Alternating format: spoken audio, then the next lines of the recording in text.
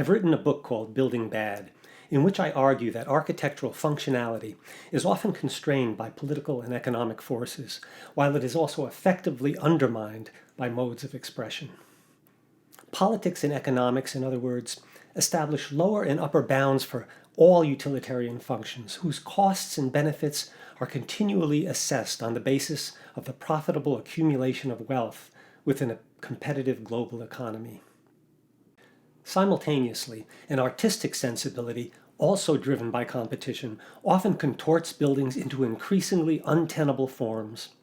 With utility both constrained by politics and attacked by expression, buildings, especially those that aim to be fashionable and avant-garde, often experience various degrees of utilitarian failure.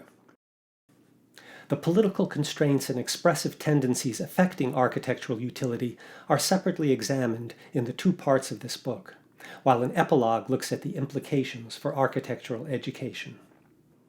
In Part 1, I argue that utilitarian building functions involving health, safety, and welfare are regulated by the state not to create optimal human and environmental conditions, but rather to provide the necessary conditions for their sustainable exploitation.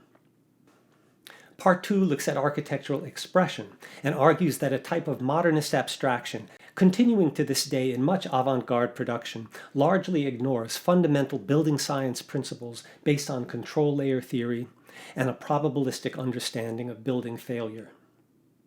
The epilogue looks at architectural education in light of not only architecture's utilitarian and expressive functions, but also its meta-function, the function of the function of expression, to enable competition by deploying fashion.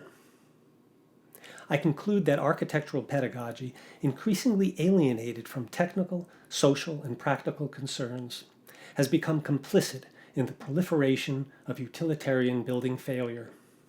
In other words, that it both reflects and encourages a culture of building bad.